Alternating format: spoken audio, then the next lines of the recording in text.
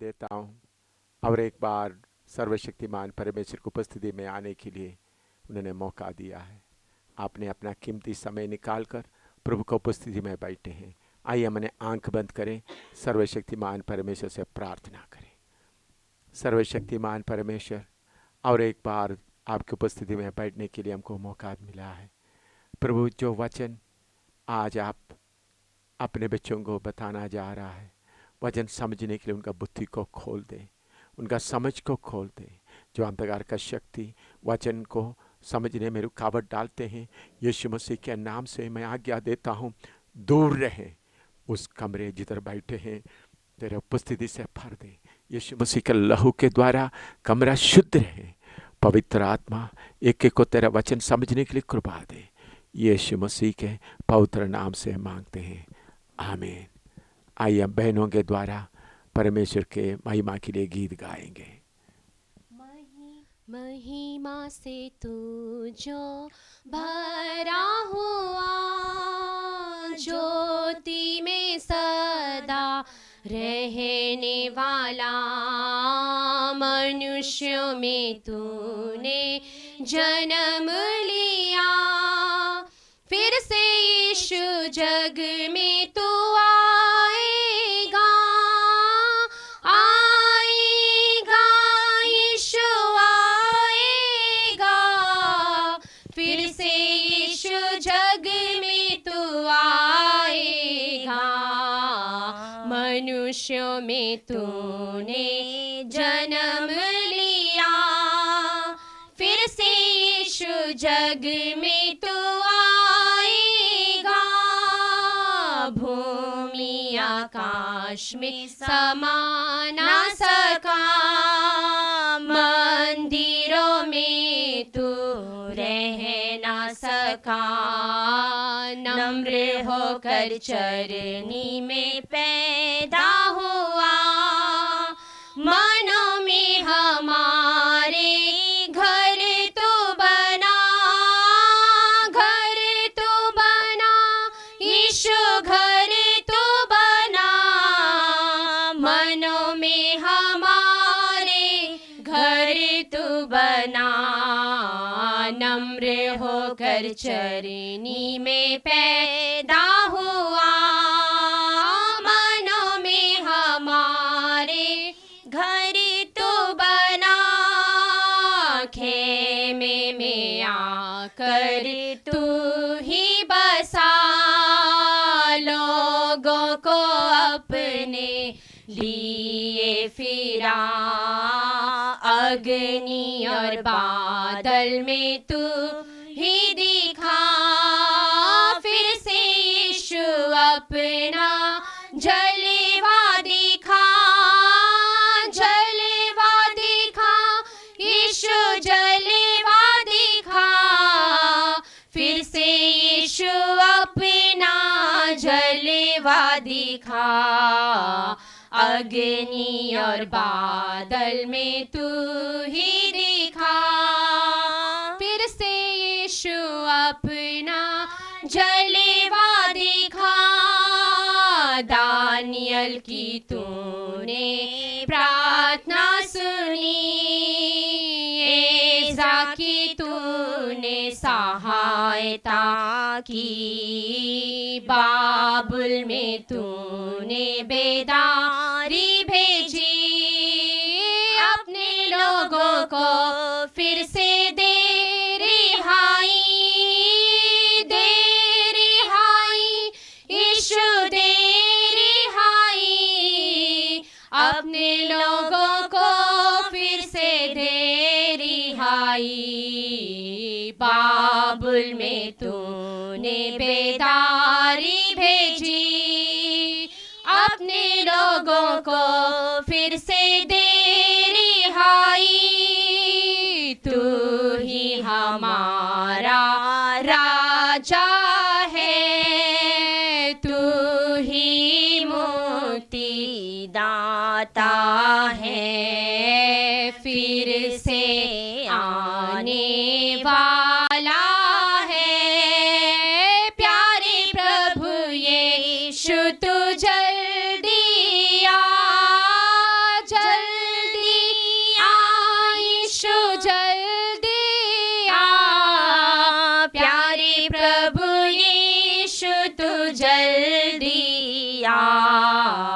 फिर से आने वाला है। प्यारे प्रभु यीशु तू जल्दी आ। सर्वशक्तिमान परमेश्वर इस धरती में दोबारा जल्दी आने वाला है। इसके पहले हमने परमेश्वर कौन है, परमेश्वर जगत से कैसा प्रेम रखता है, परमेश्वर कैसा सारे सृष्टि को बनाया है, मनुष्य को बनाया है, इन बातों के बारे में आपने सुना है। उसके अलावा पानी में बपतिस्मा लेने के बारे में भी आपने सुना है।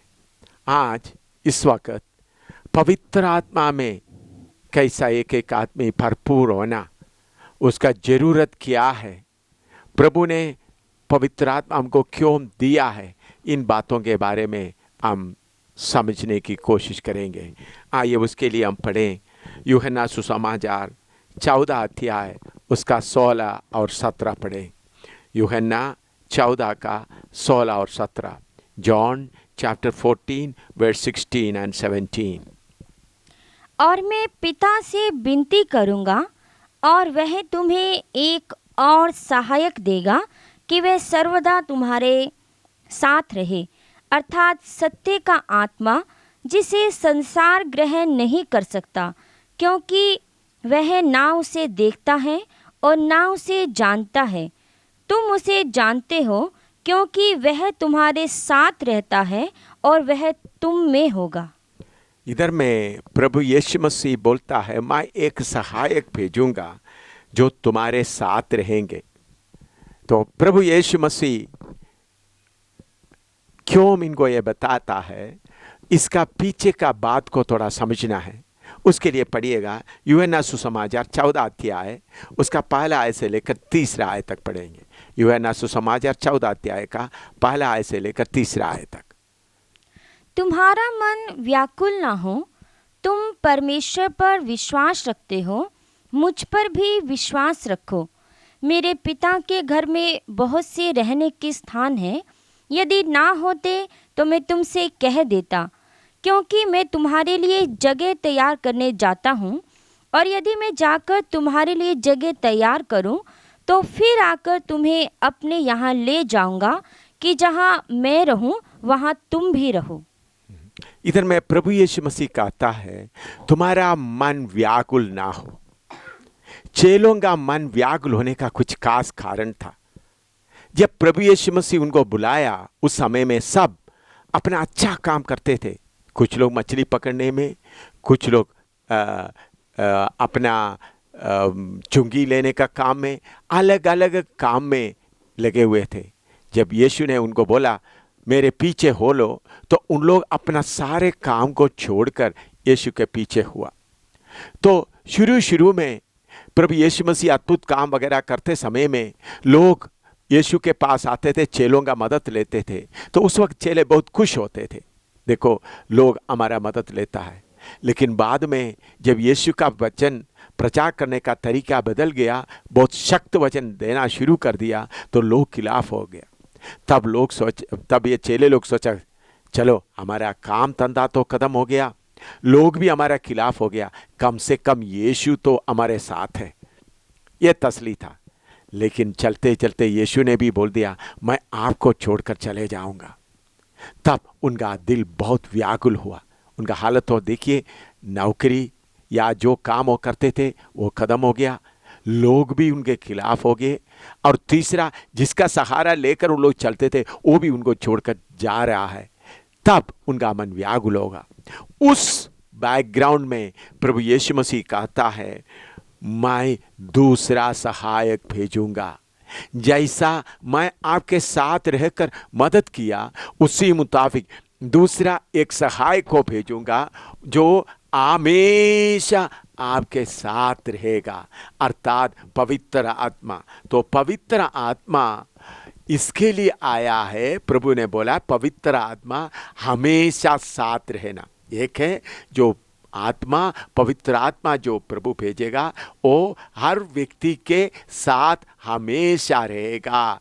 दूसरा बात, वो मदद करेगा, सहायक होगा। तो हमारे साथ रहने के लिए, हमेशा साथ रहने के लिए, हमको मदद करने के लिए प्रभु ने पवित्र आत्मा को भेजा है। तो पवित्र आत्मा आप पाएगा तो पवित्र आत्मा आपके साथ रहेगा और आपको मदद करेगा। और उसके आगे पवित्र आत्मा और क्या करेगा? यूहन्ना 14:26 पढ़िएगा। यूहन्ना 14:26 पढ़िएगा। परंतु सहायक अर्थात पवित्र आत्मा जिसे पिता मेरे नाम से भेजेगा, वह तुम्हें सब बातें सिखाएगा और जो कुछ मैंने तुमसे कहा है वह सब तुम्हें स्मरण कराएगा। तीसरी बात है, पवित्र आत्मा आएगा, सब बातें सिखाएगा। जो जो बातें उनको जानने का जरूरत है वो सब सिखाएगा। चौथा बात, प्रभु यीशु ने बोला हुआ एक एक बात को याद दिलाएगा। पहला काम, पवित्र आत्मा हमेशा साथ रहेगा, सहायक या मदद करेगा। तीसरा, सब बातें सिखाएगा। चौथा, प्रभु यीशु मसीह बोला हुआ बातें याद दिलाएगा। और यूहन्ना 16:7 और 8 पढ़िएगा। यूहन्ना सुसमाचार 16 अध्याय उसका 7 और 8 पढ़िएगा।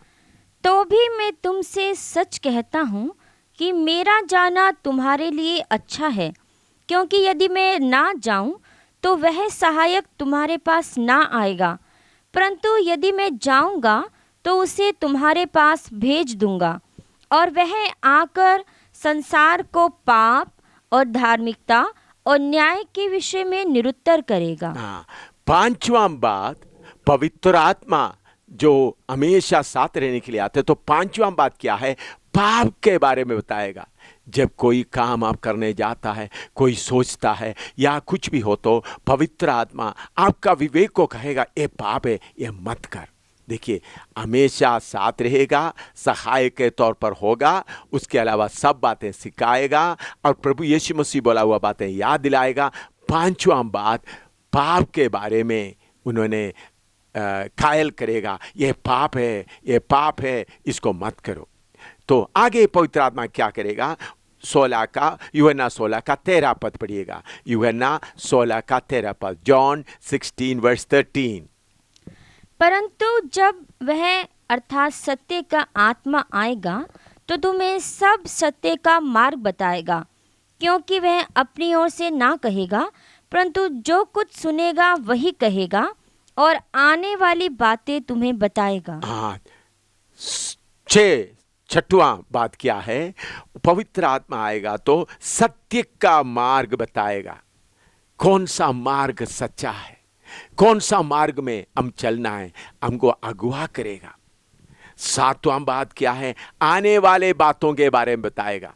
मेरे जीवन में मैं आपको बताना चाहता हूं, कितने घटना हुआ, एक्सीडेंट हुआ, बीमारी हुआ, बहुत घटनाएं हुआ, लेकिन पवित्र आत्मा मुझे क्या करते थे?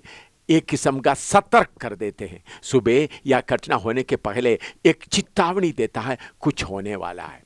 ये बात नहीं एक्सीडेंट कैसा होगा या मुसीबत कैसा होगा, वो पूरा विवरण नहीं होता, बल्कि एक किस्म का सतर्क कर देता है, एडवांस वार्निंग देते हैं, ताकि मैं थोड़ा तैयार रहूं।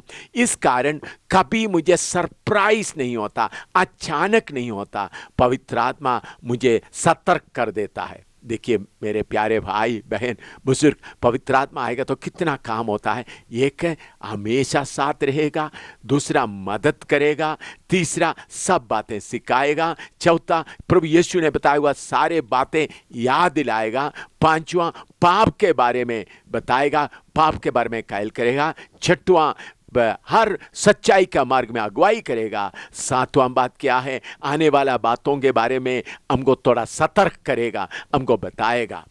और आगे पवित्र आत्मा क्या देगा? प्रेरितों का काम पहला अध्याय उसका 8वां पद पढ़िएगा। प्रेरितों का काम पहला अध्याय उसका 8वां पद। परंतु जब पवित्र आत्मा तुम पर आएगा तब तुम सामर्थ पाओगे, और यरूशलेम और सारी यहूदिया और सामरिया में और पृथ्वी की छोर तक मेरे गवाह होंगे। पवित्र आत्मा आएगा तो सामर्थ मिलेगा, शक्ति मिलेगा, पावर मिलेगा। ये सामर्थ, ये शक्ति किधर से है? लूका सुसमाचार 24:49, लूक 24:49 वो सामर्थ कहां से मिलता है? और देखो, जिसकी प्रतिज्ञा मेरे पिता ने की है, मैं उसको तुम पर उतारूंगा, और जब तक स्वर्ग से सामर्थ ना पाओ तब तक तुम इसी नगर में ठहरे रहो। मेरे प्यारों, यह सामर्थ कहां से आता है? स्वर्ग से आता है।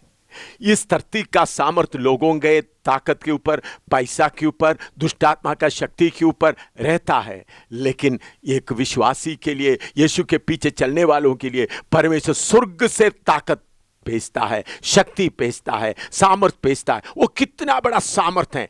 चाहे कितना भी दुष्ट आत्मा आए, कितना जादू टूना करने वाला आए, जितना जादूगर का ताकत आए, जितना भी शैतान की ताकत आए, उन सारे ताकतों को एक जैसा एक मच्छर को मसल देता है, उसी मुताबिक स्वर्ग का ताकत पाने से सारे दुष्ट का शक्ति को आप एकदम दबाकर, मसल देकर उसको खत्म कर सकता है। इसलिए ये ताकत पाना बहुत जरूरी है। देखिए, पवित्र आत्मा आएगा तो आपको क्या मिलेगा? ये हमेशा आपके साथ रहेगा। आपका खाने पकाने के जगह में, आपका दफ्तर में, आप नहाने के जाने का जगह में, आपका बीमारी के बिस्तरा में, आप गाड़ी चलाते समय में, आप बाजार में जाते समय में, बच्चे स्कूल में जाते समय, हमेशा साथ रहेगा। सोते समय भी आपके साथ रहेगा।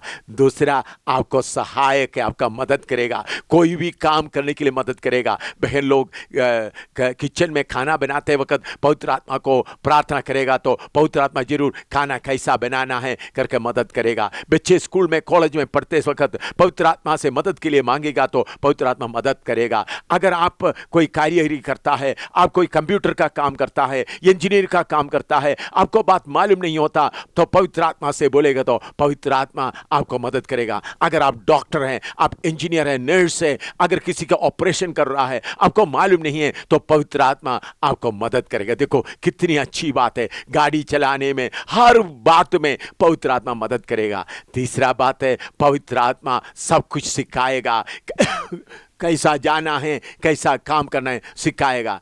चौथा क्या है? प्रभु यीशु मसीह ने बताया हुआ बातें याद दिलाएगा। पांचवा बात क्या है? हम को पाप के बारे में, अगर हम कोई काम करते वक्त गलत हो रहा है तो या पाप है, पवित्र आत्मा आपका विवेक में बताएगा ये पाप है, इसको मत कर। और उसके बाद पवित्र आत्मा छठवां बात क्या है? सारे सच्चाई में हमको अगुवा करेगा, कौन सा मार्ग में चलना है। सातवां बात क्या है? आने वाला बातों के बारे में, कोई घटना आ रहा है, हमको पहले सतर्क कर देता है। या और उसके अलावा स्वर्ग से सामर्थ भी देता है, और वो सामर्थ के कारण अब सारे शैतान की शक्तियों के ऊपर जय पा सकता है।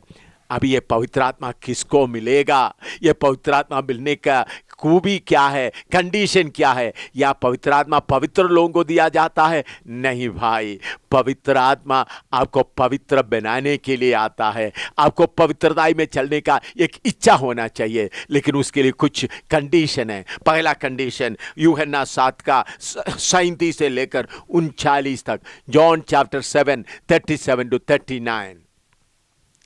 फिर पर्व के अंतिम दिन, जो मुख्य दिन है, यीशु खड़ा हुआ और पुकार कर कहा, यदि कोई प्यासा हो तो मेरे पास आकर पिए। जो मुझ पर विश्वास करेगा, जैसा पवित्र शास्त्र में आया है, उसके हृदय में से जीवन के जल की नदियां बह निकलेंगी। उसने यह वचन उस आत्मा के विषय में कहा जिसे उस पर विश्वास करने वाले पाने पर थे। देखिए, पवित्र आत्मा पाने का पहला कंडीशन क्या है? प्यास होना चाहिए। मुझे पवित्र आत्मा चाहिए, मुझे पवित्र आत्मा चाहिए। मान लो आप अभी उस कमरे में रह रहा है, उधर में पानी नहीं है, आपको रात को प्यास लग रहा है, आपको मालूम हो गया आधा किलोमीटर दूर में कहीं थोड़ा सा नलका में पानी आ रहा है, आपको सचमुच में प्यास है तो आप उस जगह में जाएगा। अगर अच्छे प्यास नहीं है तो चलो सुबेरे जब पानी मिलेगा तब मैं पीऊंगा, लेकिन गहरा प्यास है तो आप क्या करेगा? रात में उसी जगह में जाएगा। हो सकते आपका पाँव ठीक नहीं, आप लंगड़ा है, फिर भी लंगड़ा की हालत में आप उस जगह में जाएगा। तो पवित्र आत्मा किसको मिलता है? जो प्यासा है। मान लो आपको किसी ने खाने के लिए बुलाया, उधर टेबल में खाना पूरा सजा के रखा है, लेकिन आपके अंदर बहुत प्यास लगता है, तब आप क्या करेगा? खाना क्या क्या है नहीं देखेगा, पानी कहाँ रखा है, पानी कहाँ मिलेगा। इसी मुताबिक पवित्र आत्मा उनको ही मिलता है जो प्यासा है। प्रभु मुझे पवित्र आत्मा चाहिए, पवित्र आत्मा से मुझे इतना इतना मदद मिलता है तो मुझे पवित्र आत्मा के बिना रह नहीं सकता, मुझे पवित्र आत्मा चाहिए। आपको प्यास होगा तो पवित्र आत्मा मिलेगा। दूसरा कंडीशन क्या है? लूका का सुसमाचार 11 अध्याय उसका 11 से 13 तक पढ़िएगा। लूका सुसमाचार 11 अध्याय उसका 11 से 13 तक पढ़िएगा। मांगो तो तुम्हें दिया जाएगा। तुम में से ऐसा कौन पिता होगा कि जब उसका पुत्र रोटी मांगे तो उसे पत्थर दे, या मछली मांगे तो उसे मछली के बदले सांप दे, या अंडा मांगे तो उसे बिच्छू दे? सो जब तुम बुरे होकर अपने लड़के वालों को अच्छी वस्तुएं देना जानते हो तो स्वर्गीय पिता अपने मांगने वालों को पवित्र आत्मा क्यों ना देगा। दूसरा कंडीशन क्या है? पवित्र आत्मा परमेश्वर मांगने वालों को देता है। पहला प्यासा होना चाहिए, दूसरा मांगना। देखो, आपको एक छोटा बच्चा है 3 साल 4 साल का, आप दफ्तर में जा रहा है या बाजार में जा रहा है, वो बेटा आपका पैजामे में या आपका पैंट पकड़ के पापा मुझे चॉकलेट लाना करके रो रो कर बोलेगा तो आप वापस आते समय में चॉकलेट लेके आएगा। अगर बच्चा बोलेगा पापा आपका मर्जी है तो चॉकलेट लेके आओ, तो शायद आप लेके आएंगे, शायद नहीं ले आएंगे। लेकिन बच्चा पकड़ कर रोते हुए मांगेगा तो जरूर चॉकलेट लेके आएगा।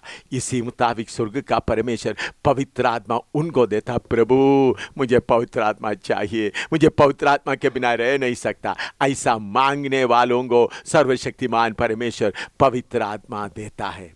उसके अलावा और आगे का कंडीशन क्या है? प्रेरितों का काम 5 का 32 पढ़िएगा। प्रेरितों का काम 5 का 32। और हम इन बातों के गवाह हैं, और पवित्र आत्मा भी जिसे परमेश्वर ने उन्हें दिया है जो उसकी आज्ञा मानते हैं। परमेश्वर तीसरा व्यवस्था क्या है? आज्ञा मानने के लिए तैयारी। परमेश्वर आप जो कुछ मुझे बोलेगा मैं वो करने के लिए तैयार हूं। देखो भाई, 3 व्यवस्था है बुजुर्गों।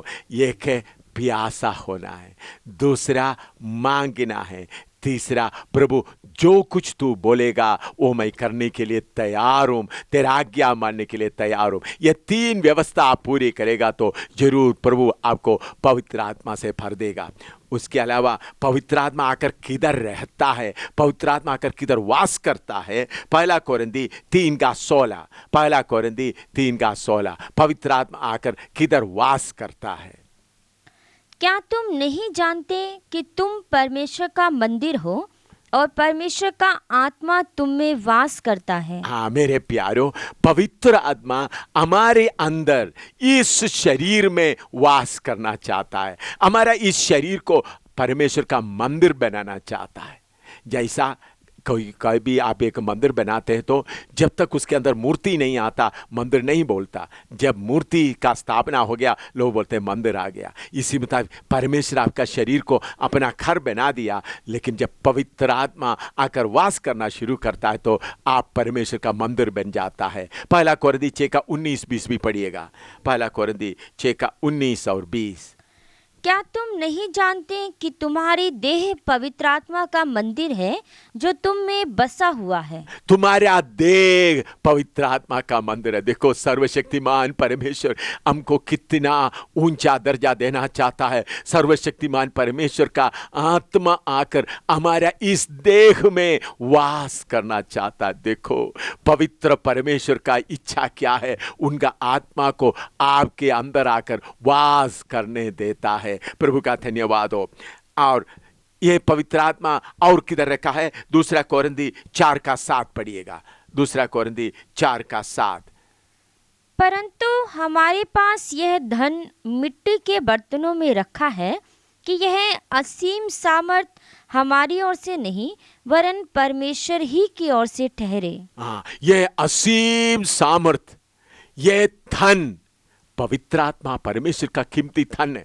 अगर आप सारे दुनिया का धन दौलत, डॉलर, रुपया, सोना चांदी इकट्ठा एक तरफ रखें, पवित्र आत्मा का दूसरे तरफ रखें, तो सबसे कीमती परमेश्वर का आत्मा पवित्र आत्मा है, सबसे कीमती। इसलिए इस सबसे बड़ा कीमती धन परमेश्वर आपका शरीर में रखना चाहता है। इस परमेश्वर के लिए मैं प्रभु का बहुत धन्यवाद देता हूं। और आगे पवित्र आत्मा आते समय में क्या होता है, क्या अनुभव होता है, उसके बारे में हम देखते हैं। प्रेरितों का काम दूसरा अध्याय उसका पहला आय से लेकर 4 तक पढ़ेंगे। प्रेरितों का काम दूसरा अध्याय उसका पहला आय से लेकर 4 तक पढ़ेंगे। जब पेंतिकुस्त का दिन आया तो वे सब एक जगह इकट्ठे थे और एकाएक आकाश से बड़ी आंधी की सी सनसनाहट का शब्द हुआ और उससे सारा घर जहाँ वे बैठे थे गूंज गया और उन्हें आग की सी जीभें फटती हुई दिखाई दी और उनमें से हर एक पर आ ठहरी और वे सब पवित्र आत्मा से भर गए और जिस प्रकार आत्मा ने उन्हें बोलने की सामर्थ्य दी वे अन्य अन्य भाषा बोलने लगे। देखिए भाइयों बहनों बुजुर्गों, पवित्र आत्मा आते समय 2 खास बात हो गया। एक आग जीभें फटती हुई एक एक के ऊपर आ ठहरी, दूसरा अन्य भाषा बोलना शुरू किया। तो सबसे पहले हम आग के बारे में देखते हैं, आग कैसा होता है। उसके लिए लेवी व्यवस्था 9 का 23-24 पढ़ेंगे। लेवी व्यवस्था 9 का 23-24 पढ़ेंगे। तब मूसा और हारून मिलाप वाले तंबू में गए और निकलकर लोगों को आशीर्वाद दिया। तब यहोवा का तेज सारी जनता को दिखाई दिया और यहोवा के सामने से आग निकलकर चर्बी सहित होमबलि को वेदी पर भस्म कर दिया। इसे देखकर जनता ने जय जयकार का नारा मारा और अपने अपने मुंह के बल गिरकर दंडवत किया। इधर में हम देखते हैं मूसा नबी परमेश्वर के लिए एक मंदिर बनाया। उस मंदिर में परमेश्वर का तेज आकर भर गया। तो परमेश्वर का तेज उस मंदिर को भर दिया तो उधर से क्या हुआ, परम पवित्र स्थान से परमेश्वर के आग जो आंगन में रखा हुआ वेदी में जो बलि रखा है उसको भस्म कर दिया। इसी मुताबिक जब एक व्यक्ति परमेश्वर की आत्मा के लिए इंतजार करता है तो परमेश्वर की आत्मा में आग है, वो आग आकर उस व्यक्ति के शरीर में जो शरीर की इच्छा है वो खत्म हो जाता है, फर्द उसको जला देता है। इसलिए प्रभु यीशु मसीह के बारे में यूहन्ना बपतिस्मा देने वाले ने कहा, मेरे पीछे एक आने वाला है, वो पानी में, वो पवित्र आत्मा से आपको बपतिस्मा देगा और आग से बपतिस्मा देगा। तो पवित्र आत्मा में सबसे पहले एक आग का अनुभव होता है। वो आग का अनुभव आपके अंदर आते समय में आपका जो बुरी बातें, बहुत बातें साफ हो जाते हैं। आग आकर आपको थोड़ा तैयार कर देता है, क्योंकि पवित्र आत्मा आने वाला है जो गंदी गंदी बातें हैं वो जलाकर साफ करता है। तो आग आपका शरीर में आना है तो आप क्या करना पड़ेगा, रोमियों की पत्री 12 का 1 और 2 पढ़िएगा। रोमी 12 का 1 और 2। इसलिए हे भाइयों, मैं तुमसे परमेश्वर की दया स्मरण दिलाकर विनती करता हूँ कि अपने शरीरों को जीवित और पवित्र और परमेश्वर को भावता हुआ बलिदान करके चढ़ाओ, यही तुम्हारी आत्मिक सेवा है। और इस संसार के सदृश ना बनो, परंतु तुम्हारी बुद्धि के नए हो जाने से तुम्हारा चाल चलन भी बदलता जाए, जिससे तुम परमेश्वर की भली और भावती और सिद्ध इच्छा अनुभव से मालूम करते रहो। देखिए इधर में परमेश्वर का वचन कहता है, तुम्हारा शरीरों को परमेश्वर को भावता हुआ बलिदान करके, पवित्र और भावता हुआ बलिदान करके चढ़ाओ।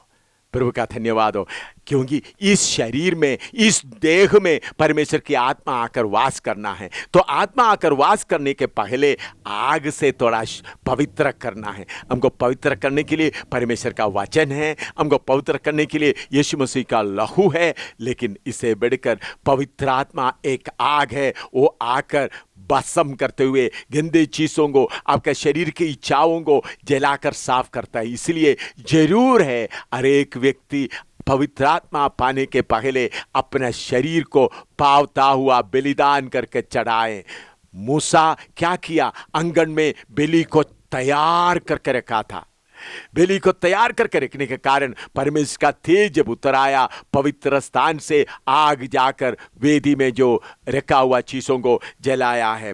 तो इसके लिए कैसा हमारे शरीर को हम बलिदान करके चढ़ा सकता है, उसके लेवीय व्यवस्था पहला अध्याय उसका 3 से लेकर 6 तक हम पढ़ते हैं। पुराना नियम में वेदी बलिदान के बारे में बताया। बलिदान का मतलब परमेश्वर कोई चीज, कोई आप ये समझे परमेश्वर बलि चाहता है।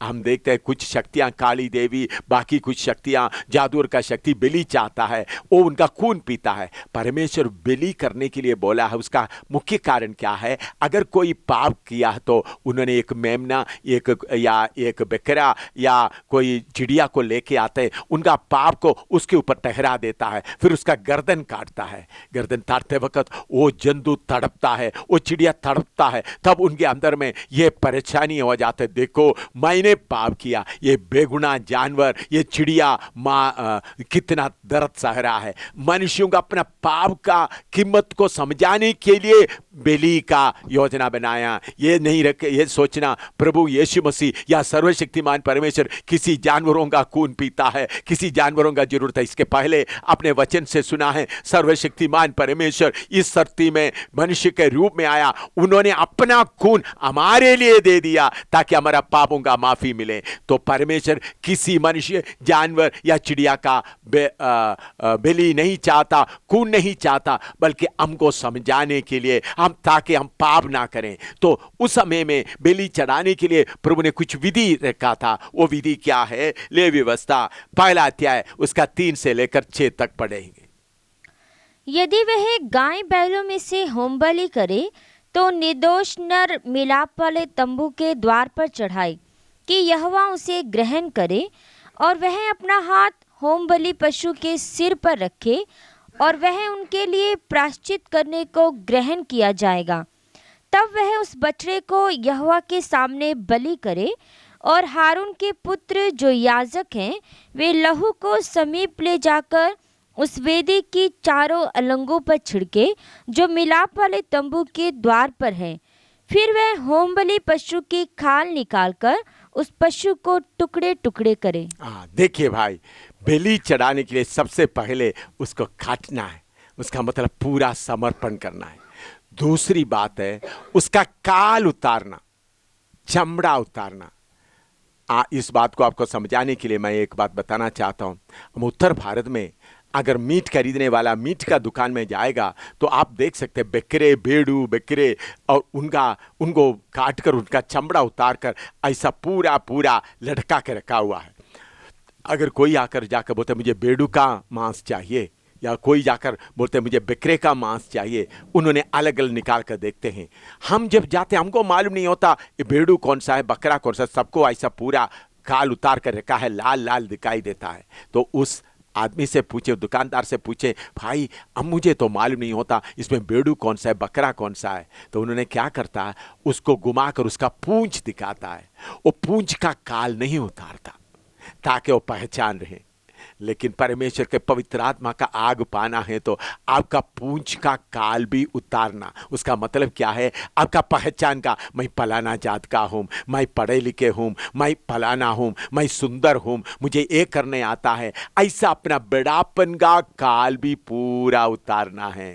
तो पवित्र आत्मा पाने के लिए एक व्यवस्था क्या है? बलि के तौर पर अपना शरीर को प्रभु के सामने अर्पण करते समय, प्रभु इसको बलि के तौर पर कबूल करो, बलिदान के तौर पर कबूल करो करके बोलते समय हमारा पहचान का काल भी उतारना है, अपना बड़ापन का काल भी उतारना है। उसके बाद टुकड़ा टुकड़ा करना। टुकड़ा टुकड़ा मतलब बीच में अड्डी अड्डी करके काटने का नहीं, जोड़ जोड़ का हिस्सा पर हिस्सा अलग करना। उसका मतलब हम जो चीज़ें परमेश्वर के और हमारे बीच में रुकावट के तौर पर आता है उन सबको त्यागना है, एक एक चीज़ छोड़ना है। जो चीज़ परमेश्वर को मर्जी नहीं है, फिल्म देखना, टेलीविजन पर समय खर्च करते रहना, ऐसे सब बातों को एक एक को कट कट करके अलग कर देना है। पति के साथ का गहरा प्यार, यह परमेश्वर से बढ़कर पति से प्यार करता है, परमेश्वर से बढ़कर पत्नी से प्यार करता है, परमेश्वर के बढ़कर बच्चों से प्यार करता है, परमेश्वर के बढ़कर दुनिया की कार या मकान वगैरह से प्यार करता है। उसको काट कर अलग करना। ऐसा जब हम बलि चढ़ाएगा तो परमेश्वर अपना आग भेज देगा। तो आग पहले कहाँ आरंभ होता है? भजन संहिता 39:3 पढ़िएगा। भजन संहिता 39:3, भजन संहिता 39:3 पढ़िएगा। मेरा हृदय अंदर ही अंदर जल रहा था, सोचते सोचते आग भड़क उठी।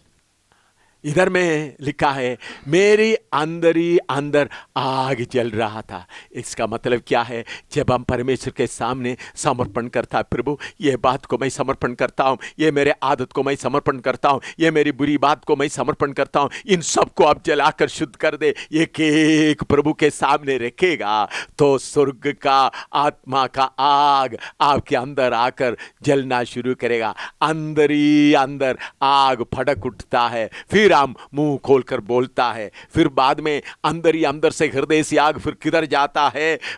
यिर्मयाह नबी का किताब 20वां अध्याय उसका 9वां पद पढ़िएगा। यिर्मयाह 20 का 9वां पद पढ़िएगा। यदि मैं कहूँ मैं उसकी चर्चा ना करूँगा, ना उसके नाम से बोलूँगा, तो मेरे हृदय की ऐसी दशा होगी मानो मेरी हड्डियों में धधकती हुई आग हो। हाँ, मेरी हड्डियों में धधकती हुई आग हो, धधकती हुई आग। देखिए हृदय से आग किधर गया? हड्डियों में गया, सह नहीं सका। देखो कितना आग का शक्ति क्या है। हमारा गंदे आदत सब जला दिया, हमारे बुरी बातें सब जला दिया, फिर हमको आगे दौड़ने के लिए वो हड्डियों में आग भरा हुआ है, आगे दौड़ने के लिए मौका मिल जाता है। फिर उसके बाद ये आग और क्या करेगा? भजन संहिता 104:4 पढ़िएगा। भजन संहिता 104:4। जो पवनों को अपने दूत और अपने टहलुओं को धधकती आग बनाता है। हाँ, अपने टहलुओं को धधकती हुई आग बनाता है। उसका मतलब अपने टहलुओं को, अपने सेवकों को आग का शोला बनाता है। देखिए आग किधर शुरू होता है? दिल के अंदर में शुरू होता है। वो कब शुरू होता है? हम अपने आप को पूरा समर्पण करते समय स्वर्ग का परमेश्वर के आत्मा का आग आ जाता है, जलाना शुरू होता है। फिर वो आग हमारे हड्डियों तक जाता है, बुझता नहीं है। उसके बाद हमको आग का शोला बनाता है, अपना टहलुओं को धधकती हुई आग के समान बना देता है। इस प्रभु का धन्यवाद हो। तो पवित्र आत्मा आएगा तो सबसे पहले आग का शोला आकर आपको भस्म करना शुरू करता है, आपको शुद्ध करना शुरू करते हैं, आपका बलि को प्रभु कबूल कर देता है। दूसरा बात क्या है? प्रेरितों काम दूसरा अध्याय उसका 4वां पद पढ़िएगा। पवित्र आत्मा आएगा तो दूसरा अनुभव क्या है? और वे सब पवित्र आत्मा से भर गए और जिस प्रकार आत्मा ने उन्हें बोलने की सामर्थ्य दी, वे अन्य अन्य भाषा बोलने लगे। हाँ, पवित्र आत्मा आया तो आग आया, उसके बाद उन लोग सब आत्मा से भरकर अन्य अन्य भाषा बोलने लगे। जैसा पवित्र आत्मा उनको बोलने दिया, अपने मर्जी से नहीं, पवित्र आत्मा, उन्होंने अपना शरीर पवित्र आत्मा को दे दिया और पवित्र आत्मा उनका ओठों के द्वारा अन्य अन्य भाषा बोलने लगा। ये अन्य अन्य भाषा क्या है? प्रेरितों 1 कोरिन्थी 14:2 पढ़िएगा। 1 कोरिन्थी 14:2 अन्य भाषा क्या है? क्योंकि जो अन्य भाषा में बातें करता है वह मनुष्यों से नहीं परंतु परमेश्वर से बातें करता है, इसलिए कि उसकी कोई नहीं समझता, क्योंकि वह भेद की बातें आत्मा में होकर बोलता है। जो अन्य भाषा में बोलता है परमेश्वर से बातें करता है, उनकी आत्मा परमेश्वर से बातें करता है, कोई उसको समझता नहीं है, लेकिन आत्मा से परमेश्वर से बातें करने के कारण भेद की बातें करता है। 1 कोरिन्थी 14:14 पढ़िएगा। 1 कोरिन्थी 14:14। इसलिए यदि मैं अन्य भाषा में प्रार्थना करूं तो मेरी आत्मा प्रार्थना करती है परंतु मेरी बुद्धि काम नहीं देती। अन्य भाषा में प्रार्थना करते वक्त मेरा आत्मा प्रार्थना करते हैं, मेरा बुद्धि काम नहीं करता है। हमको हिंदी बोलना है, अंग्रेजी बोलना है और कोई भाषा बोलना है, हमको बुद्धि चाहिए। लेकिन अन्य भाषा में बातें करते समय में हमको बुद्धि नहीं चाहिए। पवित्र आत्मा हमारा ओठों को, हमारा जीभ को लेकर आत्मा में परमेश्वर से बातें करता है। तो परमेश्वर कैसा आराधना चाहता है? यूहन्ना 4 का 23 और 24 पढ़िएगा। यूहन्ना 4 का 23 और 24। परंतु वह समय आता है, वरन अब भी है, जिसमें सच्चे भक्त पिता का भजन आत्मा और सच्चाई से करेंगे, क्योंकि पिता अपने लिए ऐसे ही भजन करने वालों को ढूंढता है। परमेश्वर आत्मा है और अवश्य है कि उसके भजन करने वाले आत्मा और सच्चाई से भजन करें।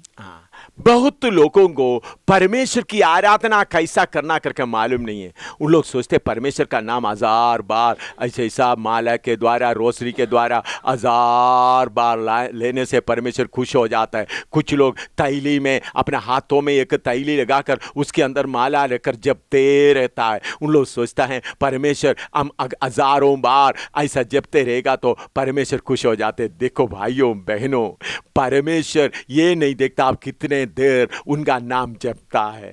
परमेश्वर चाहता है अपना बच्चे आत्मा से उसकी आराधना करें। आत्मा की आराधना का सही मतलब क्या है? आप सबको मालूम है, हमारा शरीर में 2 खून ले जाने के लिए 2 नाड़े हैं, 2 नस है, 2 वेन है।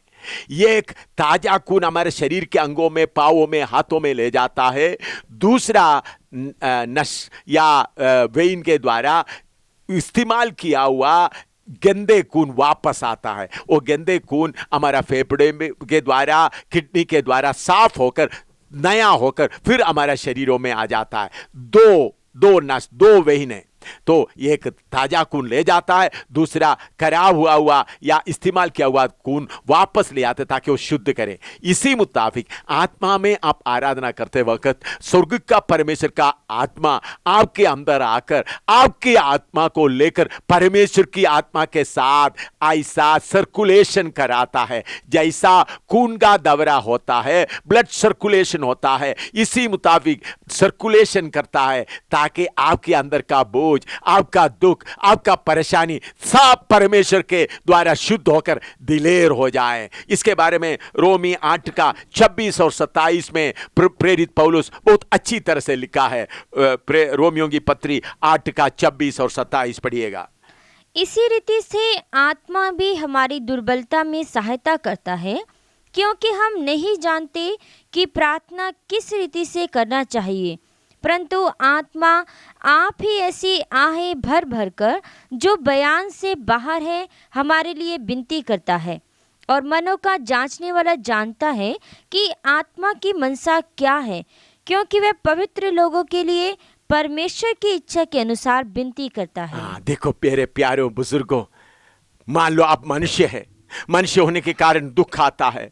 कई नौकरी के बारे में दुख आ गया, या पड़ोसी के कारण दुख आ गया, बीमारी के कारण दुख आ गया, बहुत विपत्ति आया। तब आपके अंदर में दुख आते वक्त आपने क्या करना है?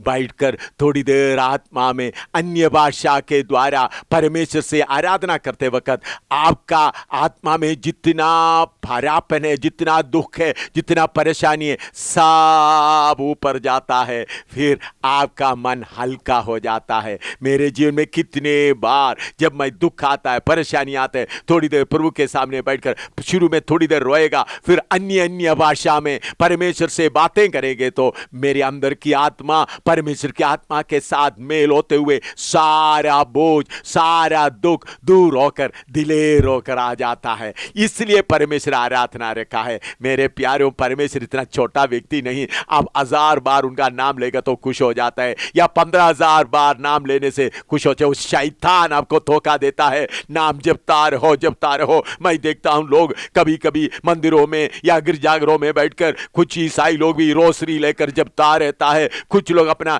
मैं हरे कृष्णा लोगों को देखा और कुछ साधु लोगों को देखा, एक तैली हाथ में रखा है, वो तैली के अंदर अपना हाथ इसी मुताबिक डालते हुए ऐसा जपते रहता है। मेरे प्यारो, सर्वशक्तिमान परमेश्वर इतना छोटा व्यक्ति नहीं। आप ऐसा जपते रहने से वो कबूल करते हैं। परमेश्वर आत्मा है, परमेश्वर चाहता है परमेश्वर की आत्मा के द्वारा हमारा आत्मा भी परमेश्वर के साथ मेल हो जाए। जैसा ब्लड सर्कुलेशन होता है, ब्लड खून हमारे शरीर से शरीर के अंगों में जाता है, फिर वापस आता है, शुद्ध हो जाता है, फिर जाता है, इसी मुताबिक परमेश्वर की आत्मा और हमेशा आत्मा भी आप उसमें परमेश्वर की आत्मा के द्वारा हमेशा आराधना करते रहने से क्या हो जाते, हमारा डर दूर हो जाता है, गम दूर हो जाते, हम दिलेर हो जाता है, हमारा रोना दूर हो जाता है, परमेश्वर इसे खुश हो जाता है। इसलिए मेरे प्यारों, आत्मा में आराधना करने के लिए पवित्र आत्मा का भरपूरी पाना जरूरी है। अन्य भाषा के द्वारा पढ़िएगा, पहला कोरिन्थी 14:4 पढ़िएगा, 14:4। जो अन्य भाषा में बातें करता है वह अपनी ही उन्नति करता है। जो अन्य भाषा में बातें करता है अपनी उन्नति करता है। उन्होंने प्रभु के साथ अन्य भाषा में बातें करते वक्त उनका आत्मा परमेश्वर की आत्मा के साथ मेल होकर सारा दुख दूर हो जाता है। अभी पहला कोरिन्थी 14:22 पढ़िएगा, पहला कोरिन्थी 14:22। इसलिए अन्य भाषाएं विश्वासियों के लिए नहीं परंतु अविश्वासियों के लिए चिन्ह है। अन्य भाषा किसी को पवित्र आत्मा मिल गया तो एक आग आता है, वो अंदर ही अंदर होता है, बाहरी तौर पर देखने को मिलता है, अन्य भाषा बोलता है। कोई आदमी बोलता है देखो भाई मैं ऐसा बैठा था, मनन किया, मुझे आत्मा आया, यह बात नहीं। अन्य भाषा आएगा तो उसका चिन्ह, पवित्र आत्मा आएगा तो उसके लिए चिन्ह अन्य भाषा बोलेगा। इसलिए प्रेरितों का काम 2:33 पढ़िएगा, पहले बार पवित्र आत्मा आया तो क्या घटना हुआ। इस प्रकार परमेश्वर के दाहिने हाथ से सर्वोच्च पद पाकर और पिता से वह पवित्र आत्मा प्राप्त करके जिसकी प्रतिज्ञा की गई थी उसने यह उंडेल दिया है जो तुम देखते और सुनते हो। पवित्र आत्मा लोगों के ऊपर आया, उन लोग 120 लोग इंतजार किया, उनके ऊपर आया तो पवित्र आत्मा जब आया उनके द्वारा उन लोग अन्य भाषा बोलते थे तो देखने के लिए भी आया, सुनने के लिए भी आया। प्रभु का धन्यवाद हो। ये परमेश्वर का जो पवित्र आत्मा के लिए इंतजार किया हुआ लोगों के बारे में हम पढ़ते समय में प्रभु ये लोग पहले परमेश्वर का काम किए हुए लोग थे। हम देखते हैं चेले लोग 120 लोग उधर इंतजार किया है, उनके बारे में आप देखेगा तो वो चेले लोग यीशु मसीह के आज्ञा के द्वारा जाकर बीमारों को चंगा किया, उन लोग दुष्ट आत्माओं को निकाला। प्रभु यीशु ने बोला जाओ ये अद्भुत ऐसा सेवा करो, तो उन लोग वापस आकर प्रभु यीशु मसीह को बोलते हैं प्रभु तेरे नाम से दुष्ट आत्मा भी निकलते हैं। और उसके अलावा यीशु मसीह इस दुनिया छोड़कर जाने के पहले उनको सबको बुला करके उनके ऊपर पवित्र आत्मा को फूंक दिया, उनको बोला पवित्र आत्मा पाओ। तो इन सब के अंदर पवित्र आत्मा का कार्य थोड़ा थोड़ा हुआ था। मरियम जिसको यीशु मसीह को जन्म दिया, उनके अंदर भी पवित्र आत्मा के द्वारा यीशु का शरीर का जन्म हुआ, यीशु का पवित्र आत्मा के द्वारा वो बीज आया, पवित्र आत्मा काम हुआ। लेकिन पवित्र आत्मा के लिए इंतजार करने वालों के बीच में मरियम भी इंतजार कर रहा है। इन लोग सब पवित्र आत्मा का काम हुआ है। कुछ लोग सोचते हैं मैंने तो उद्धार पाया है तो मुझे पवित्र आत्मा पाने का क्या जरूरत है। मेरे प्यारों, सच है आपके अंदर प्रभु पवित्र आत्मा के द्वारा परमेश्वर का वचन आया है, लेकिन भरपूरी पाना जरूरी है। अभी आप देखिए एक ग्लास में, आप देखिए तो ये ग्लास देखें, इसमें पानी यहां तक है तो बाकी जगह में हवा है। तो प्रभु यीशु को जब आपने कबूल किया, आत्मा थोड़े आपके अंदर आया है, लेकिन भरकर बहना है, कर बहना है। पवित्र आत्मा आपने पाया है, पवित्र आत्मा आपके अंदर आया है, पवित्र आत्मा वचन आपको दिया, पवित्र आत्मा के द्वारा आपने उद्धार पाया है, पवित्र आत्मा के द्वारा आप पापी है करके मालूम हुआ, लेकिन आपका बर्तन भरा नहीं। पतरस का बर्तन भरा नहीं था, यूहन्ना का बर्तन भरा नहीं था, मरियम का बर्तन भरा नहीं था। उन लोग उद्धार पाए हुए लोग थे, उन लोग यीशु मसीह के लिए अच्छा काम किए हुए लोग थे, उन लोग प्रार्थना करने वाला लोग थे, यीशु मसीह के पीछे चलने वाला लोग थे, लोगों को सिखाने वाले लोग थे, बीमारों को चंगा करने वाला लोग थे, लेकिन फिर भी भरा नहीं था। लेकिन पेंतकोस्त के दिन में जब उन लोग बैठकर प्रार्थना किया, पहले 10 दिन उनका तैयारी हुआ, 50वां दिन स्वर्ग से पवित्र आत्मा आत्मा आया, एक एक ऊपर आग आकर ठहरा, फिर उन लोग सब आत्मा से भरपूर होकर अन्य भाषा बोलना शुरू किया। इसलिए मेरे प्यारे भाइयों, अगर आप कोई बोलते हैं मैं बैठ बैठ के मुझे पवित्र आत्मा आया करके बोलने से काफी नहीं, उसका चिन्ह है पवित्र आत्मा पाने से आप जरूर अन्य भाषा बोलेगा, आपके अंदर में आग आएगा, आपका शरीर में आग का अनुभव होगा। बाहर में रहने वालों को देखने के लिए भी सुनने के लिए मिलता है। क्या सुनने के लिए मिलता है? अन्य भाषा बोलेगा। देखिए प्रेरितों का काम 10 का 44 से लेकर 46 तक पढ़िएगा। उधर में अन्य जातियों के ऊपर पवित्र आत्मा उतर आते वक्त क्या हुआ करके उधर में लिखा है। पतरस ये बातें कह ही रहा था कि पवित्र आत्मा वचन के सब सुनने वालों पर उतर आया, और जितने खतना किए हुए विश्वासी पतरस के साथ आए थे वे सब चकित हुए कि अन्य जातियों पर भी पवित्र आत्मा का दान उंडेला गया है, क्योंकि उन्होंने उन्हें भांति भांति की भाषा बोलते और परमेश्वर की बढ़ाई करते हुए सुना। हाँ देखिए, इधर में कुरनेलियुस के घर में लोग इंतजार कर रहे थे। पतरस प्रचार कर रहा था, पवित्र आत्मा उनके ऊपर उतर आया। उन लोग सब अन्य भाषा बोलना शुरू किया। ये अन्य भाषा बोलते हुए जब उन लोग देखा, तब उन लोग बोलने लगा जैसा हमने पवित्र आत्मा पाया ये लोग भी पवित्र आत्मा पाया है। तो इसलिए मेरे प्यारों, अन्य भाषा क्या है? पवित्र आत्मा पाया करके उसका एक चिन्ह है। उसके साथ प्रेरितों का काम 19 का 6 भी पढ़िएगा, उधर भी पवित्र आत्मा आते वक्त उन लोग क्या किया है। और जब पौलुस ने उन पर हाथ रखे तो उन पर पवित्र आत्मा उतरा और वे भिन्न भिन्न भाषा बोलने और भविष्यवाणी करने लगे। हाँ, इधर में भी हम देखते हैं उन लोग पवित्र आत्मा पाकर, पवित्र आत्मा जब उनके अंदर आया, उन लोग अन्य अन्य भाषा बोलना शुरू किया। पवित्र आत्मा आते वक्त आग आता है, उसके अलावा आत्मा के द्वारा अन्य भाषा बोलता है। अन्य भाषा बोलते समय में आपका बुद्धि काम नहीं देता, पवित्र आत्मा आपके ओठों के द्वारा अब अपना मर्जी से बातें करता है। कुछ लोग इस पवित्र आत्मा का बातों को, अन्य भाषा की बातों को सुनते समय में उनके अंदर में कुछ शक पैदा हो जाता है। उसके लिए पढ़िएगा प्रेरितों का काम 2 अध्याय उसका 8 से लेकर 11 तक पढ़िएगा। प्रेरितों का काम 2 अध्याय उसका 8 से 11 पद। तो फिर क्यों हम में से हर एक अपनी अपनी जन्मभूमि की भाषा सुनता है? हम जो पार्थी और मेदी और अलामी लोग और मेसोपोटामिया और यहूदिया और कप्पदोकिया और पेंतुस और आसिया और फ्रूगिया और पंफूलिया और मिस्र और लिबुआ देश जो कुरेन के आसपास हैं, इन सब देशों के रहने वाले और रोमी प्रवासी, क्या यहूदी मत धारण करने वाले, क्रेती और अरबी भी हैं, परंतु अपनी अपनी भाषा में उनसे परमेश्वर के बड़े बड़े कामों की चर्चा सुनते हैं। इधर में एक बात समझने का है। प्रेरितों का काम 2 अध्याय 8 से 11 में हम पढ़ते हैं, उन लोग अन्य भाषा बोलते थे, कुछ लोगों को समझ में आया। तो कुछ लोग बोलते पवित्र आत्मा आए तो समझ में आना चाहिए। भाई, 1 कुरिन्थी 14 का 2 में मैंने पढ़कर आपको सुनाया है, अन्य भाषा में बोलते समय कोई भी किसी को भी समझ में नहीं आता, बल्कि परमेश्वर को ही समझ में आता है। क्या वह प्रेरितों का 2 अध्याय में लिखा है उन लोगों को समझ में आया? क्या परमेश्वर का वचन आपस में टक्कर करता है? नहीं भाई, भाषा 3 है।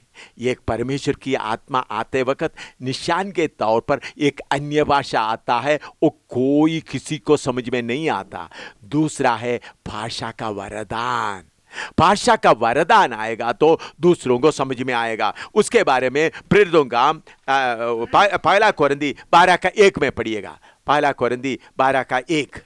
हे भाइयों, मैं नहीं चाहता कि तुम आत्मिक वरदानों के विषय में अज्ञात रहो। 1 कुरिन्थी 12 अध्याय में पौलुस बोलता है आत्मिक वरदानों के बारे में अज्ञान रहो, और उसका 29 पढ़िएगा। 12 अध्याय का 29। क्या सब प्रेरित हैं? क्या सब भविष्यद्वक्ता हैं? क्या सब उपदेशक हैं? क्या सब सामर्थ के काम करने वाले हैं? क्या सबको चंगा करने का वरदान मिला है? क्या सब नाना प्रकार की भाषा बोलते हैं? क्या सब नाना प्रकार का भाषा बोलते हैं? यह वचन को लेकर कुछ लोग बोलते हैं देखो तुम तो बोलता है, मैं नहीं बोलता हूं। उन लोग ये वचन लेता है, उन लोग बोलता है देखो सब प्रेरित है, सब प्रेरित नहीं। तुम अन्य भाषा बोलते हैं, मैं अन्य भाषा नहीं बोलता। देखो भाई, ऐसा टेढ़ा वचन को टेढ़ा मत करो। इधर में पहला कोरिन्थी 12 अध्याय में भाषा का वरदान के बारे में लिखा है। भाषा का वरदान सबको नहीं है, सब प्रेरित नहीं है, सबको चंगा करने का वरदान नहीं है, सबको भाषा का वरदान नहीं है। भाषा का वरदान के बारे में मैं मेरा अनुभव बताता हूँ। जब मैं एक बालक था, 12-13 साल का बालक था, केरला में कुंबलाम्बिगा नाम जगह में परमेश्वर के दास लोग मिलकर प्रचार का सभा चला रहा था। रात के समय में था। उधर में नारियल की पत्ते से पंदल डाला हुआ था, जैसा शामियाना का जैसा। लेकिन कुछ मसीह लोग, CSI लोग, उधर का CMS कहता है, उन लोग खिलाफ हो गए। उसमें मेरा एक दूर का रिश्ते का चाचा, उसका नाम TT थॉमस है, उनका लीडर था। उन्होंने देखा इन लोग ये पेंटिकोस्टल लोग होकर हमारा लोगों को अपने तरफ में कर रहा है, चलो इनका मीटिंग को बर्बाद करेंगे। जिधर में ये पंदल डाला है, नारियल का पत्ते लेकर इन लोग ये बनाए, इसको आग से जलाएंगे। उन लोग आग लगाने के लिए उन लोग उधर आ गया। तब मैं मेरा पिता के पास बैठा हुआ था। मेरा पिता अंग्रेजी नहीं जानता था, अंग्रेजी सिखाने वाला स्कूल में नहीं गया था, उनको अंग्रेजी कभी बोलने नहीं आता था। मेरा पिता मेरे साथ बैठे हुए थे। उस वक्त प्रभु के दास लोग स्टेज में खड़ा होकर प्रचार कर रहा था। देखो इन लोग पूरा हमला करने के लिए आया। मेरा पिता उठकर उस झुंड के पास गया, मैं भी साथ गया। तो उसका लीडर जो TT थॉमस है, उनसे 10 मिनट तक, 8-10 मिनट तक शुद्ध अंग्रेजी में उनका पापों के बारे में बताया, प्योर अंग्रेजी में। वो मेरा चाचा मेरा पिता को जानता है, उनको अंग्रेजी मालूम नहीं है। मेरा चाचा को तो अच्छी तरह अंग्रेजी मालूम है। वो मेरा दूर का चाचा एकदम नीचे गिर पड़ा। गिर पड़कर मान लिया ये परमेश्वर का काम है। उन्होंने उसी वक्त यीशु मसीह को उद्धारकर्ता करके स्वीकार किया। अभी वो बागडोगरा में प्रभु की सेवा कर रहा है। उसका नाम है TT थॉमस। देखो मेरा पिता को प्रभु ने उस वक्त अन्य भाषा का वरदान दिया। जो अंग्रेजी ना जानने वाला मेरा पिता जाकर अंग्रेजी में बात किया। मैं मेरा एक घटना आपको बताता हूं। मैं फौज में रहते वक्त भी जगह जगह प्रचार करने के लिए जाते थे।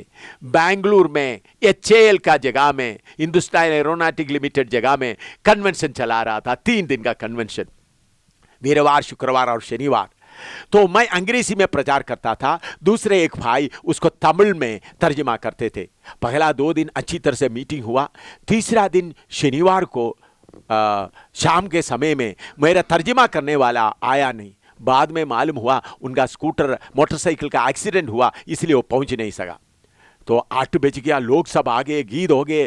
तो प्रचार करने मैं तो तैयार हूं प्रचार करने के लिए, मुझे तमिल नहीं आता, बिल्कुल नहीं आता। तो मैंने सोचा प्रभु क्या करें। तो प्रभु ने मुझे बोला तुम स्टेज में जाओ और किसी को तुम अंग्रेजी में बोलो, किसी को बोलो तमिल में बाइबल पढ़ने के लिए, फिर तुम तमिल में प्रचार करो। मैं परमेश्वर के उस शब्द के ऊपर, परमेश्वर ने जो प्रेरणा दिया है उस प्रेरणा के ऊपर विश्वास करते हुए मैं स्टेज में चढ़ा। मैंने उनको बोला, इंग्लिश में बोला ये वचन पढ़ो। उन लोग एक वचन तमिल में पढ़ा। मैं उधर से तमिल में प्रचार करना शुरू किया। 42 मिनट तक मैं शुद्ध तमिल में प्रचार किया। तो दूर दूर से लोग आए। कुछ लोग बोलते तुम शुद्ध तमिल में प्रचार कर रहा है इसलिए मैं सुनकर आया है। 42 मिनट तक मैं तमिल ना जानने वाला, तमिल इसके पहले कभी बोला नहीं, मुंह खोलकर आत्मा की वरदान के द्वारा, पवित्र आत्मा के वरदान के द्वारा अन्य भाषा में, तमिल भाषा में प्रचार किया। काफी लोग उस दिन उद्धार पाया। प्रभु का धन्यवाद हो। इसी तरह कई साल पहले मैं लेह लद्दाख में गए। मेरे साथ 3-4 लोग भी थे। हम उधर चढ़ते चढ़ते तिब्बत के बॉर्डर के पास जब पहुंच गया, उधर में कुछ लोग पहले यीशु मसीह के ऊपर विश्वास करते थे, फिर बाद में बुद्धिस्ट बन गए। उन लोग बोला साधु सुंदर सिंह इधर आए थे, उसके बाद अभी तक कोई नहीं आया, ऐसा बोलकर फिर उन लोग बुद्धिस्ट बन गए। उन लोग बोला साधु सुंदर सिंह इस पहाड़ की ओर से ऐसा निकल गया, वापस मुड़कर आया नहीं। उनको देखकर मुझे बहुत दुख आया। मुझे बुद्धिस्ट भाषा मालूम नहीं था। मैं उधर बैठकर प्रार्थना किया। आपको मालूम है मैं काफ़ी देर तक बुद्धिस्ट भाषा में उनको परमेश्वर का वचन समझाया और उनके सिर पर हाथ रखा। उन लोग पवित्र आत्मा पाया। किधर में ले लड़ाक के आगे मैं प्रभु का धन्यवाद देता हूँ। उनमें से काफ़ी लोग बुजुर्ग थे, 80 लोग 85 लोग, क्योंकि उन लोग साधु सुंदर सिंह को देखे हुए लोग थे। उन लोग पवित्र आत्मा से भरपूर होकर अन्य भाषा बोलना शुरू किया। इसलिए देखिए, एक भाषा का वरदान है। एक पवित्र आत्मा पाते वक्त आप अन्य भाषा बोलता है, दूसरा भाषा का वरदान, और तीसरा है 1 कोरिन्थी 14 का 26 से लेकर 28 तक पढ़िएगा। 1 कोरिन्थी 14 का 26 से लेकर 28 तक पढ़िएगा। इसलिए हे भाइयों, क्या करना चाहिए? जब तुम इकट्ठे होते हो तो हर एक के हृदय में भजन या उपदेश या अन्य भाषा या प्रकाश या अन्य भाषा का अर्थ बताना रहता है। सब कुछ आत्मिक उन्नति के लिए होना चाहिए। यदि अन्य भाषा में बातें करनी हो तो 2-2 या बहुत हो तो 3-3 जन बारी बारी बोले और एक व्यक्ति अनुवाद करे। परंतु यदि अनुवाद करने वाला ना हो तो अन्य भाषा बोलने वाला कलीसिया में शांत रहे और अपने मन से और परमेश्वर से बातें करे। कुछ लोग ये वचन को लेकर बोलता है, कलीसिया में आते समय अन्य भाषा बोलना नहीं, शांत रहे, परमेश्वर से बातें करें। मेरे प्यारे भाई, आप समझता नहीं, उधर में लिखा है अन्य भाषा बोले, बारी बारी में बोले, दूसरा उसका अनुवाद करें, इंटरप्रेट करें। इसका मतलब क्या है? जब हम बैठकर आत्मा में प्रभु की आराधना करते वक्त कुछ लोगों के ऊपर प्रभु की आत्मा जोर से आकर कलीसिया के लिए संदेश लेकर आएगा, तो उस वक्त उस आदमी जोर से अन्य भाषा बोलेगा, दूसरा आदमी उसको अनुवाद करेगा। इसका मतलब अनुवाद करने का वरदान पाना है। प्रभु की महाकृपा से प्रभु ने वो वरदान मुझे दिया है। मैंने कितने बार दूसरे लोग अन्य भाषा जोर से बोलता है, उसमें कलीसिया का संदेश है, तो प्रभु की आत्मा के द्वारा उन्होंने जो बोलता है मैं उसका अर्थ बताता हूं। इसलिए आज मुझे सिर्फ नहीं, बहुत तरह कलीसिया में मैंने देखा है, कोई जोर से अन्य भाषा बोलता है, दूसरा उसका अर्थ बताता है। इससे क्या मालूम होता है? 3 अन्य भाषा है, 3, एक नहीं 3। नंबर 1 क्या है? चिन्ह का अन्य भाषा। वो क्या है? जब आप आत्मा में भर जाता है, आप अन्य भाषा बोलेगा, वो दूसरों को समझ में नहीं आएगा, वो सिर्फ परमेश्वर को मालूम होगा। आप परमेश्वर से भेद की बातें करता है, आपका आत्मा का उन्नति होता है। वो एक अन्य भाषा। दूसरा भाषा का वरदान, आपको जो भाषा मालूम नहीं है, आत्मा के द्वारा वो अन्य भाषा में आप बोलेगा। यही घटना पहला सदी में उन लोग जब इकट्ठा हुआ, प्रभु ने क्या किया? अन्य भाषा सबके ऊपर भेज दिया, उसके साथ साथ कुछ लोगों के ऊपर भाषा का वरदान भी भेज दिया। तो भाषा का वरदान भेजने के कारण उधर दूर दूर से अलग अलग भाषा, पेरती फारसी, अलग अलग भाषा बोलने वाला इकट्ठा हुआ, तो उनको उन भाषाओं में कुछ लोगों को समझने के लिए प्रभु ने भाषा का वरदान दिया। जैसा मेरा बाप ने हिंदी इंग्लिश बोल दिया, जैसा मैंने तमिल बोल दिया, जैसा मैं लद्दाखी में जाकर लद्दाखी भाषा बोला, उसी मुताबिक प्रभु उस समय में पवित्र आत्मा के द्वारा उन लोगों में से कुछ लोगों के ऊपर भाषा का वरदान दिया है। तीसरा क्या है? हम इकट्ठा होकर आराधना करते वक्त में सर्वशक्तिमान परमेश्वर कलीसिया के लिए कोई संदेश भेजते हैं, तो कोई भाई बहन जोर से अन्य भाषा में बोलेगा, तब क्या करना है? दूसरा उसका अनुवाद करने के लिए तैयार रहना है। इसलिए मेरे प्यारों, भाषा 3 है, ठीक तरह से समझिएगा। भाषा एक नहीं 3 है। एक अन्य भाषा जो परमेश्वर से बातें करता है, वो कोई नहीं समझता। दूसरा भाषा का वरदान, जो भाषा आपको मालूम नहीं, आत्मा के द्वारा वो भाषा बोलता है। तीसरा क्या है? परमेश्वर का संदेश लेकर आया हुआ भाषा, जिसका तर्जुमा करना, जिसका अर्थ बताना जरूरी है। इसलिए 3 भाषा है। इसलिए मेरे प्यारों, इस बात को समझते हुए आप आगे बढ़िएगा। वचन का थोड़ा थोड़ा इधर से लेकर उधर से लेकर वचन के खिलाफ कार्य ना करें, वचन को समझिएगा। आगे मैं एक वचन और पढ़ाना चाहता हूं। यहेजकेल नबी का किताब 47 अध्याय उसका पहला आयत से लेकर 5वां पद तक पढ़ते हैं। यहेजकेल नबी 47 का पहला आयत से लेकर 5 तक पढ़िएगा। फिर वह मुझे भवन के द्वार पर लौटा ले गया और भवन की बेड़ी के नीचे से एक सोता निकलकर पूर्व ओर बह रहा था। भवन का द्वार तो पूर्वमुखी था और सोता भवन के पूर्व और वेदी के दक्षिण नीचे से निकलता था। तब वह मुझे उत्तर के फाटक से होकर बाहर ले गया और बाहर से घुमाकर बाहरी अर्थात पूर्वमुखी फाटक के पास पहुंचा दिया और दक्षिणी अलंग से जल पसीज कर बह रहा था। जब वह पुरुष हाथ में मापने की डोरी लिए हुए पूर्व ओर निकला, तब उसने भवन से लेकर 1000 हाथ तक उस सोते को मापा और मुझे जल में से चलाया और जल टखनों तक था। उसने फिर 1000 हाथ मापकर मुझे जल में से चलाया और जल घुटनों तक था। फिर और 1000 हाथ मापकर मुझे जल में से चलाया और जल कमर तक था। तब फिर उसने 1000 हाथ मापे और ऐसी नदी हो गई जिसके पार मैं ना जा सका, क्योंकि जल बढ़कर तैरने के योग्य था। अर्थात ऐसी नदी थी जिसके पार कोई ना जा सकता था। मेरे प्यारो, इधर में पवित्र आत्मा को नदी के तौर पर बताया है। परमेश्वर का वचन में उत्पत्ति में अब नदी के बारे में देखते हैं। पूरा धर्मशास्त्र में देखो नदी के बारे में बताया है। प्रकाशित वाक्य 22वां अध्याय में भी नदी के बारे में बताया। ये नदी पवित्र आत्मा को बताता।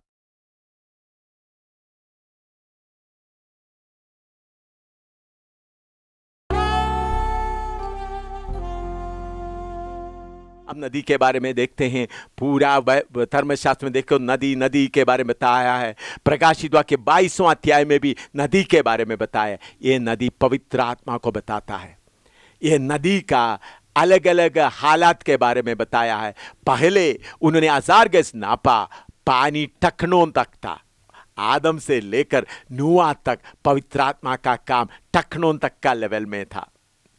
और उसके बाद उन्होंने 1000 गज नापा, पानी घुटनों तक था। नूह के समय से लेकर मूसा तक पानी घुटनों तक का लेवल, पवित्र आत्मा का कार्य। फिर उसके बाद 1000 गज नापा तो कमर तक। मूसा से लेकर जो अटारी में जो पेंतिकोस्त का दिन में पवित्र आत्मा आया, उस दिन तक जो उन लोग इंतजार किया, पानी कमर तक का था। लेकिन पेंतिकोस्त के दिन में पानी इतना गहरा हो गया, ठहरने के बिना पार नहीं कर सकता है। मेरे प्यारो, आपको पानी में स्विमिंग करना आता है, ठहरना आता है, आपको मालूम है। जब आप पानी में उतर गया, कमर तक पानी है तो तब आप पानी में चल सकेगा, गर्दन तक पानी हो तब भी चल सकेगा। जब पानी आपका सिर के ऊपर हो गया तो आप एकदम हाथ पांव मारना शुरू करेंगे। इसी मुताबिक जब पवित्र आत्मा एक व्यक्ति के अंदर आएगा, वो हाथ पांव मारते हुए प्रभु का स्तुति करना शुरू करेगा। दूसरा, पानी के अंदर आपका सिर चले गया, समझ लो। क्या आप हिंदी बोल सकता है, तमिल बोल सकता है, अंग्रेजी बोल सकता है? आपका सिर पानी के अंदर है तो आप क्या करेगा? बाबा ही करेगा। उसका जरूरत क्या, उसका क्यों ऐसा होता है? पानी आपका मुंह में जाता है, आपका जीभ को आप कंट्रोल नहीं कर सकता। आप हिंदी बोल नहीं सकता, पंजाबी नहीं बोल सकता, बल्कि अन्य भाषा में बोलेगा। तो मेरे प्यारो, आइए अब पवित्र आत्मा का नदी में उतरे। शायद हो सकते आपके घुटनों तक पानी हो, शायद हो सकते कमर तक पानी हो, शायद गर्दन तक पानी हो। मैं आपसे विनती करता हूं, और 1 फुट आगे जाएं तो आप जरूर आपका हाथ पांव मारना शुरू करेगा, अन्य भाषा बोलना शुरू करेगा, परमेश्वर में आप आनंदित हो जाएंगे। मैं एक घटना आपको बताना चाहता हूं। ऐसे करीबन 20 साल पहले, 20-25 साल पहले, मैं तमिलनाडु में तिरुचिरापल्ली में प्रचार कर रहा था, पास्टर मुत्तू के उस जगह में। तो तिरुचिरापल्ली में प्रचार करते समय में पहले जो 4-5 दिन का मीटिंग था, तो शनिवार का दिन रात को मैं प्रचार करते वक्त, क्योंकि बहुत हिंदू लोग प्रभु यीशु मसीह को कबूल किया, पूर्व हिंदू भाई लोग, तब कुछ हिंदू लोग नाराज हो गए थे। मैं स्टेज में खड़ा होकर प्रचार कर रहा था, दूसरे एक भाई तमिल में तर्जुमा कर रहा था। उन लोग पत्थरवा करते समय में उन लोग, इसलिए कुछ लोग गुस्सा हो गए, स्टेज में पत्थर मारना शुरू किया। तो मैं मेरे तर्जुमा करने वालों को पीछे ऐसा छुपा करके मैं आगे बढ़ता गया। मेरे शरीर में सीधा कोई पत्थर नहीं लगा, कुछ पत्थर आकर दीवार में लगा, उसका टुकड़ा आकर मुझ में लगा। तो 10-15 मिनट उन लोग पत्रवाह किया, फिर उन लोग रोक दिया, अब लोग प्रचार करते रहे। वो शनिवार का दिन था। इतवार के सुबह मैं पास्टर मुत्तू के घर में रह रहा था। वो बड़ा मकान नहीं था, मिट्टी का बनाया हुआ मकान था, दीवार मिट्टी का था, उसका जमीन पत्थर लगाया हुआ था। मैं सुबह 7 बजे शेव कर रहा था, तब दरवाजे में किसी ने खटखटाया। मैंने दरवाज़ा खोल दिया तो एक आदमी करीबन 45 साल का उम्र, 45 से थोड़ा सा ज़्यादा होगा, टाई वगैरह पहनकर, अच्छा कपड़ा पहनकर, सूट नहीं टाई पहनकर हुआ आकर उधर खड़ा है। उन्होंने बोला, मैं इधर का सिलोवाम बाइबल कॉलेज का प्रिंसिपल हूँ, सिलोवाम बाइबल स्कूल का प्रिंसिपल हूँ। तो मैं अन्य भाषा के ऊपर विश्वास नहीं करता। मैं किताब लिखा है, अन्य भाषा परमेश्वर के तरफ से नहीं, वो दुष्टात्मा है, इसलिए जो अन्य भाषा बोलता है दुष्टात्मा से भरा हुआ है। तो उन्होंने बोला, मुझे अन्य भाषा नहीं चाहिए, मुझे पवित्र आत्मा चाहिए। मैंने बोला, आपको क्यों चाहिए? उन्होंने बोला, कल रात आप जब प्रचार कर रहे थे, लोग जब पत्थर मार रहे थे, मैं स्टेज के पास कुर्सी में बैठा हुआ था, तो लोग जब पत्थर मार रहे थे, नीचे कुर्सी में बैठा मैं कांप रहा था, लेकिन आप शेर की तरह स्टेज में खड़ा होकर गरज रहा था। तो तब मुझे मालूम हो गया, ये इंसान का ताकत नहीं, पवित्र आत्मा के द्वारा दिलेरी मिला है, बोल्डनेस मिला है, इसलिए आप उसी मुताबिक गरज रहा है। मुझे वो बोल्डनेस चाहिए, मुझे अन्य भाषा नहीं चाहिए, शरीर हिलना नहीं चाहिए, लेकिन मुझे कल आपके ऊपर जो दिलेरी आया, जो लोग पत्थर मारते समय आप डरा नहीं बल्कि शेर की तरह गरजता रहा, वो अनुभव मुझे भी चाहिए। तो मैंने बोला, भाई इधर बैठो।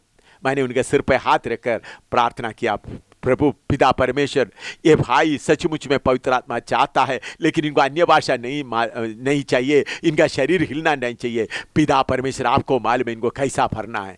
मैंने सिर पर हाथ रखकर प्रार्थना करके भाई को बोला, उस कोने में बैठकर प्रार्थना करो। मैं शेव करके, क्योंकि 8 बजे मुझे प्रचार के लिए जाना है, आराधना के लिए जाना है, आप ऐसा करो करके बोलकर मैं शेविंग करने लगा। तो मैं देखा तो 2-3 मिनट के बाद वो भाई टाई उतार कर नीचे रख दिया। उसके बाद 6-7 मिनट हो गया, ये एकदम भाई नीचे गिर पड़ा। उस पत्थर का लगा हुआ जमीन में उन्होंने हाथ पांव मारना शुरू किया। हाथ पांव मार रहा है, मैं देख रहा हूं जोर से हाथ पांव मार रहा है, बहुत जोर से चिल्ला कर अन्य भाषा में बोल रहा है, बहुत जोर से चिल्ला कर बोल रहा है। तो ऐसा वो ठहर रहा है, पानी में ठहर रहा है जैसा चल रहा है। तो मैं कुर्सी अटक रहा ऐसा कर रहा था। तो 10-12 मिनट हो गया, मैं देखा तो उनका हाथ के घुटने से खून आ रहा है, घुटनों से खून आ रहा है। मैं थोड़ा भाई क्या थोड़ा सा रुको। तो उन्होंने मुझे बोल रहे, देखो मुझे डिस्टर्ब मत करो, मैं परमेश्वर की आत्मा का नदी में ठहर रहा हूं। उन्होंने 10-15 मिनट और पानी में तैरते हुए अन्य भाषा बोलते रहा। उसके बाद उन्होंने उठकर खड़ा होकर बोला, मैं जिस अन्य भाषा के खिलाफ बोल रहा था, अभी मुझे मालूम हो गया ये क्या है। अभी मैं दूसरा किताब लिखूंगा और दुनिया को बोलूंगा मैंने जो पहले किताब लिखा है वो गलत है, अन्य भाषा परमेश्वर के तरफ से होता है। और उन्होंने दूसरा भी बात बोला, आज मैं जाकर सिलोहाम बाइबल कॉलेज का प्रिंसिपल का स्थान से मैं इस्तीफा दे दूंगा। ये कोई छोटी घटना नहीं, उधर के सब लोगों को मालूम है। उसी तरह उन्होंने उसी दिन जाकर इस्तीफा दे दिया। करीबन 4 साल के बाद मैं जब काशीपेट, आंध्रा में काशीपेट रेलवे स्टेशन में ऐसा खड़ा ट्रेन के लिए इंतजार कर रहा था, एक आदमी आकर मुझे जोर से पकड़ कर अन्य भाषा बोलना शुरू किया। मैंने बोला, भाई आप कौन है? तब उन्होंने बोला, क्या आप मुझे भूल गया? उस त्रिशनापल्ली में सिलोवाम बाइबल कॉलेज का प्रिंसिपल था ना, मैं वही हूँ। मैं उधर से इस्तीफा दे दिया, अभी मैं पेंतिकोस्त कलीसिया में मिलकर यीशु की सेवा कर रहा हूँ। मैं एक सेवक हूँ। प्रभु का धन्यवाद हो। मेरे प्यारे भाई, समझने के लिए कोशिश करें। हो सकते आपने सोचा होगा अन्य भाषा बोलना दुष्ट का काम है। आज इस वचन सुनते समय अपने आप को परमेश्वर के हाथ में सौंपते हुए अगर आप प्रार्थना करेगा तो परमेश्वर आपको पवित्र आत्मा से भर देगा। हालेलुया।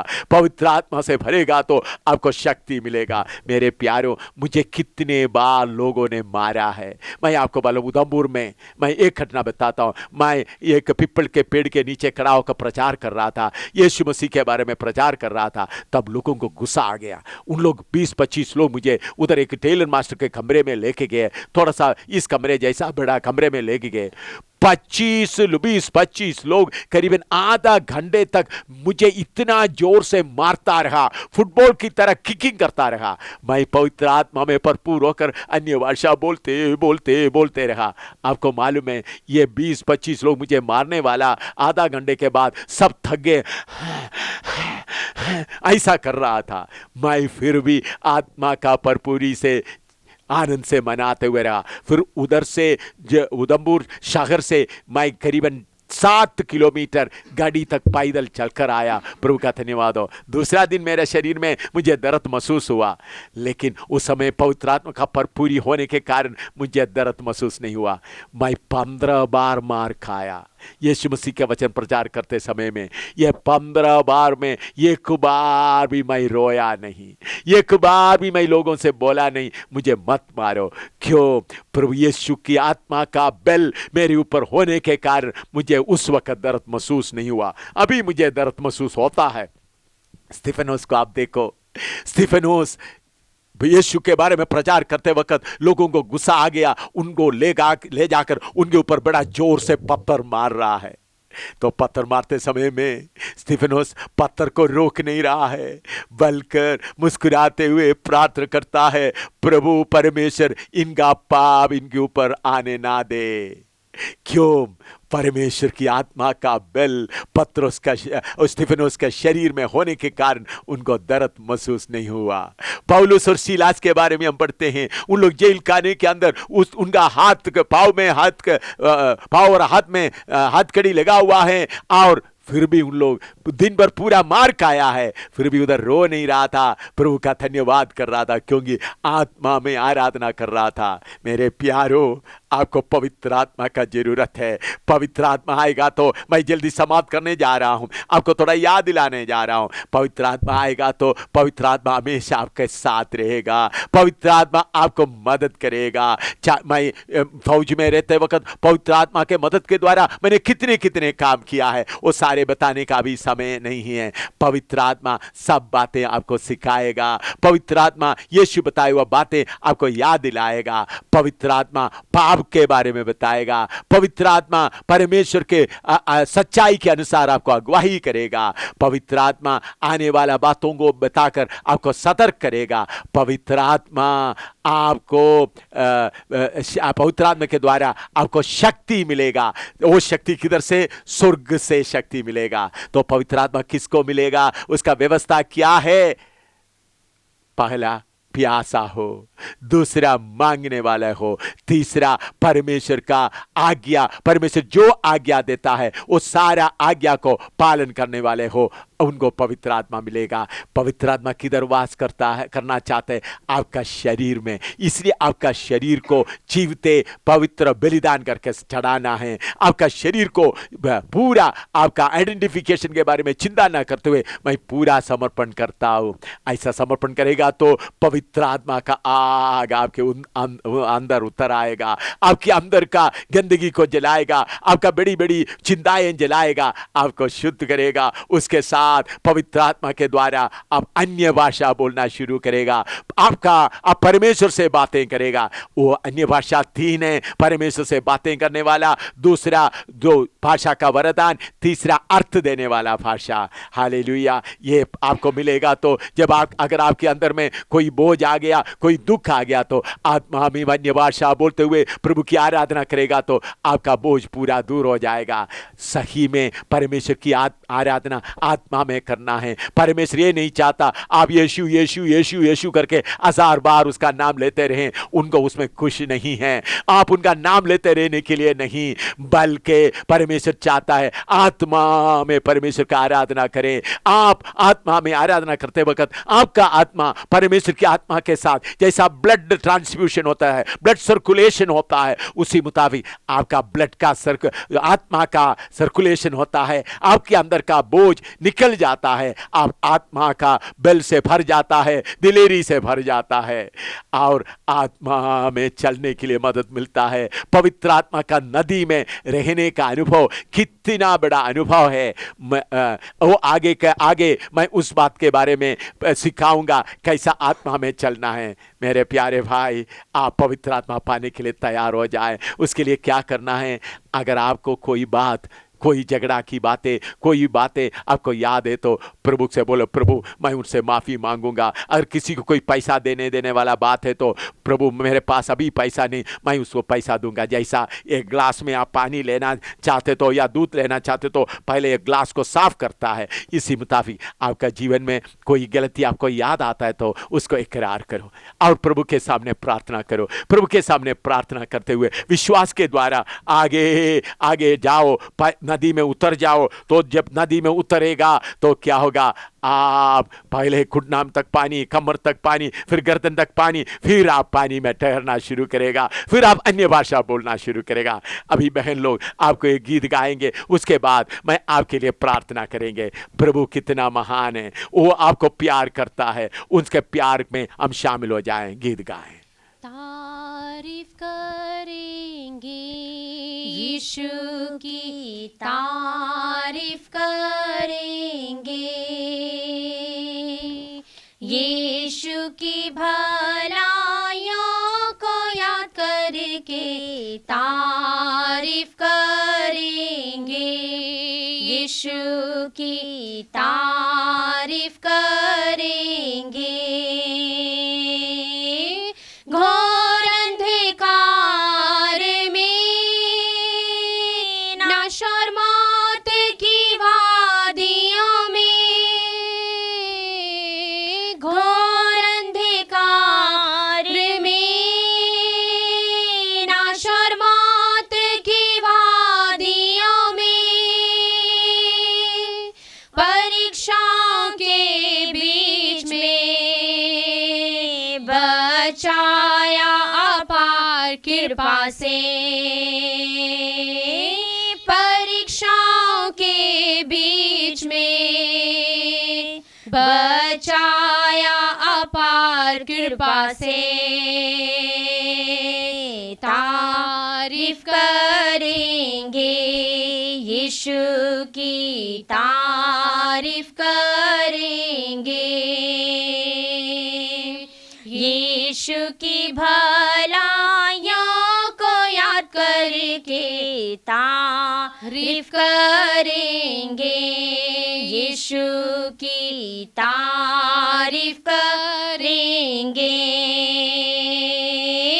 सिय्योन के मार्ग में आई कैसी भी आज़माइशें,